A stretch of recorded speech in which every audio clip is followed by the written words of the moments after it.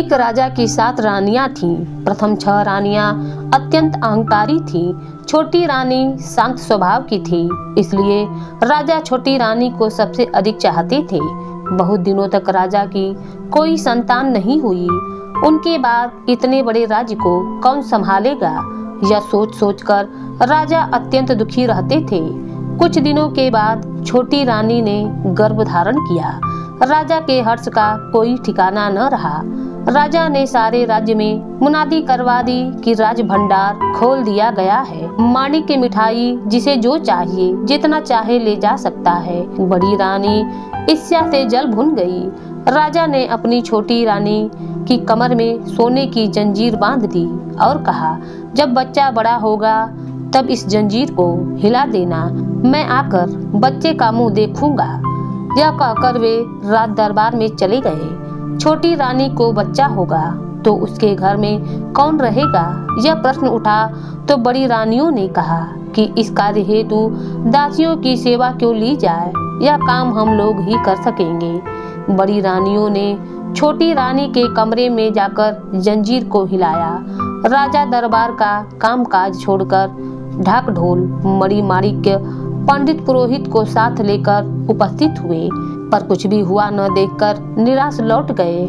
पुनः राजसभा में उनके बैठते न बैठते फिर जंजीर को हिलाया गया।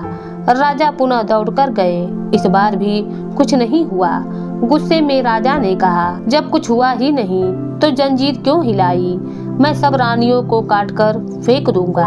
यह कहकर वे चले गए। छोटी रानी ने एक एक कर 7 पुत्रों एवं 1 पुत्री को जन्म दिया।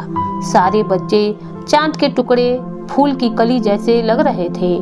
उनके जन्म लेते ही कमरा प्रकाशित हो उठा। छोटी रानी ने धीरे से पूछा, दीदी कौन सी संतान हुई है। बड़ी रानियों ने छोटी रानी के सामने मुंह बिचकाकर और हाथ नचाकर कहा, संतान न हाथी हुई है, तुमने तो कुछ चूहे और कुछ मेढकों को जन्म दिया है।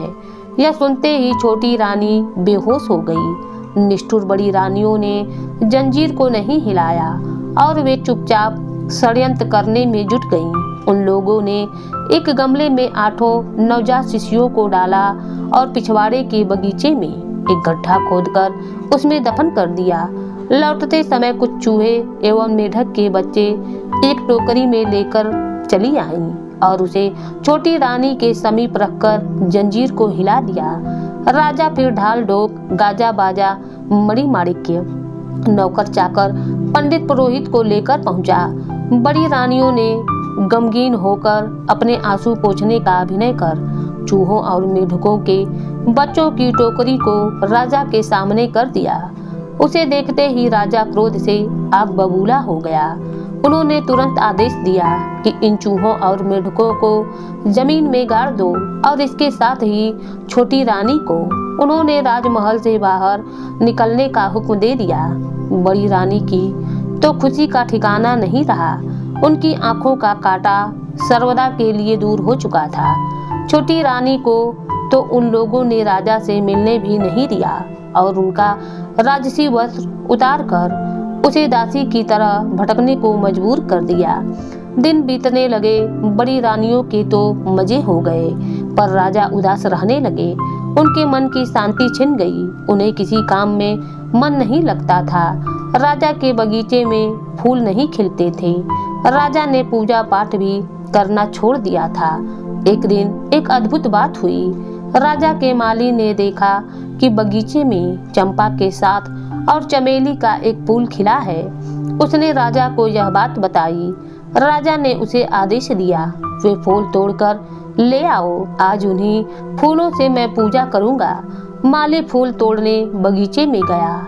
उसे देखते ही चमेली के फूलों ने चंपा के फूलों से कहा, 7 भाई चंपा जागो रे जागो। तभी 7 चंपा के फूलों ने एक साथ कहा, क्यों बहन चमेली, हमें क्यों बुला रही हो।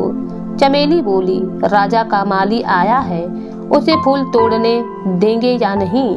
देखते ही देखते चंपा के 7 फूल ऊपर उठ गए और उन्होंने एक स्वर में कहा, नहीं देंगे, नहीं देंगे फूल तोड़ने और ऊपर उठेंगे।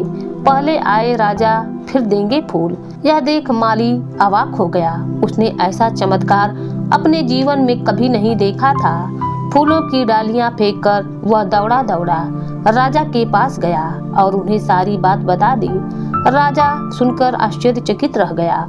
तुरंत सभी सभासदों के साथ वह उपस्थित हुआ। वह फूल तोड़ने राजा जैसे ही आगे बढ़े, चमेली फूल ने चंपे के फूलों से कहा, 7 भाई चंपा जागो रे जागो। चंपा के फूलों ने पूछा, क्यों बहन, किस लिए बुला रही हो?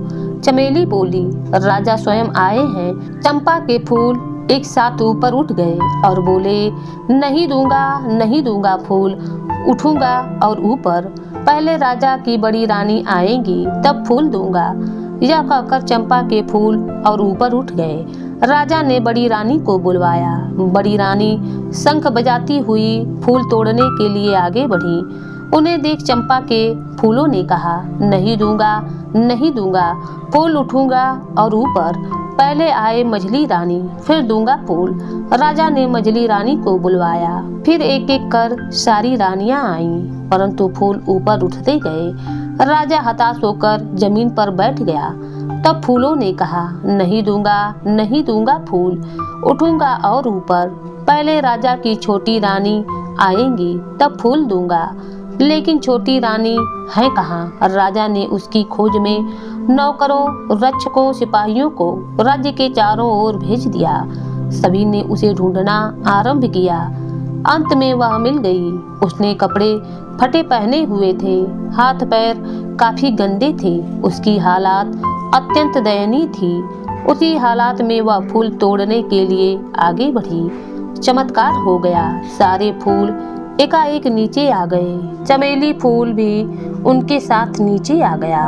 चंपा के 7 फूलों से एक एक खुशबू, राजकुमार और चमेली के फूलों से एक अपूर्व सुंदरी राजकुमारी प्रकट हुई। सभी माँ माँ कहकर छोटी रानी से लिपट गए। राजा सब माजरा समझ गए। खुशी से उनकी आंखों से आंसू निकल पड़े।